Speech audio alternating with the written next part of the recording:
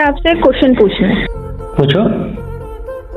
अभी मैं इंस्टाग्राम की रील स्क्रॉल कर रही थी और कल मम्मी के पास भी ये फोटो आई थी व्हाट्सएप पे कि आपको खाना खाने के बाद मीठा खाना चाहिए, यह आपका खून बढ़ाता है और आपका डाइजेशन अच्छा करता है और आपकी हेल्थ के लिए अच्छा होता है। मम्मी के पास ये आया था कि गुड़ खाना ही चाहिए आपको, पुराना गुड़, जिससे आपका मीठे में खाने से आपका बीपी नहीं बढ़ेगा, बीपी कंट्रोल रहेगा और आपका पाचन शक्ति अच्छी रहेगी। तो क्या ये सच है या फिर अफवाह है? इस बात पे आपका आयुर्वेद क्या कहता है? पहली बात तो खाना खाने के बाद जो मीठा खाने का जो आज विधान चल पड़ा है ऐड के माध्यम से और अन्य सोशल मीडिया के माध्यम से, खाने के बाद कुछ मीठा हो जाए, तो ये जो चीज़ें हैं ये आयुर्वेद के हिसाब से सही नहीं है, स्वास्थ्य की दृष्टिकोण से उचित नहीं है। क्योंकि खाना खाने के बाद मीठा खाना दांत को खराब करता है, वजन बढ़ाता है, भारीपन लाता है, पाचन शक्ति को कमजोर करती है, आंतों को खराब करती है।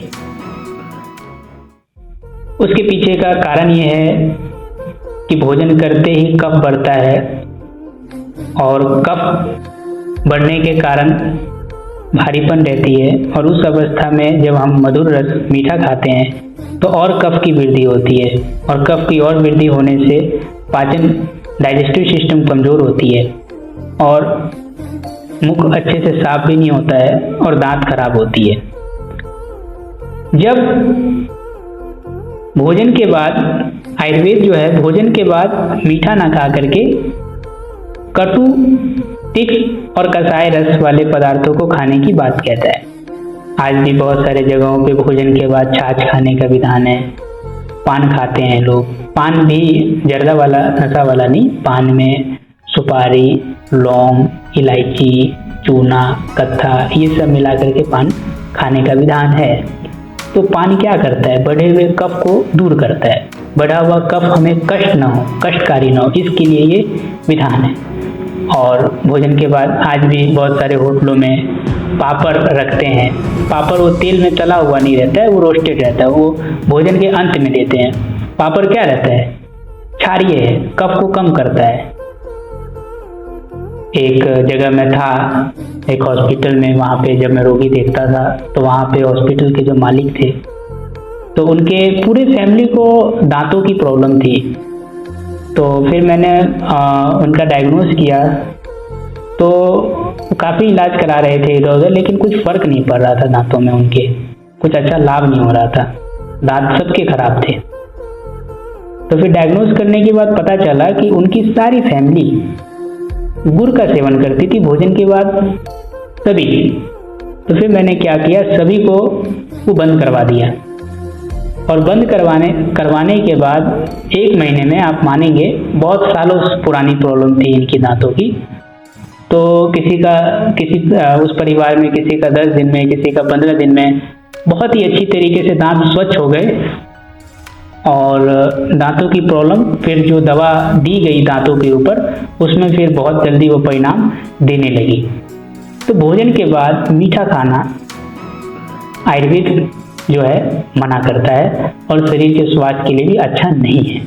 हाँ, कई जगहों पे भोजन के बाद जो मीठा खाने का विधान है वो तृप्ति के दृष्टिकोण से कुछ अंशों में, कुछ प्रयोजन के तौर पर कुछ कालों तक वो चल सकता है, लेकिन सामान्यतः स्वास्थ्य अवस्था में भोजन के बाद मीठा खाने से बचना चाहिए।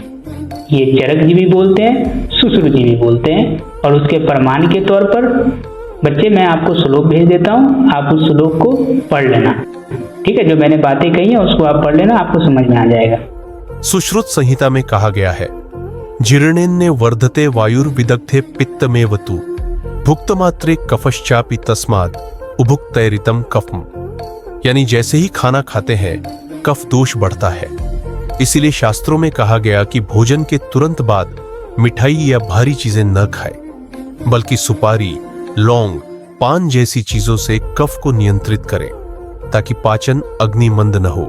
आयुर्वेद के अनुसार पूर्वम मधुरमश्नीयान मध्यम ललवणो रसो, यानी भोजन की शुरुआत मीठे से, मध्य में खट्टे नमकीन से और अंत में कड़वे या कसैले रस से करनी चाहिए। और फल हमेशा भोजन से पहले खाएं, जैसे अनार, क्योंकि फल जल्दी पच जाते हैं। अगर आप इन्हें बाद में खाएंगे तो ये पेट में सड़ सकते हैं। इसलिए आयुर्वेद में कहा गया, भोजन का क्रम ही सेहत का रक्षक है।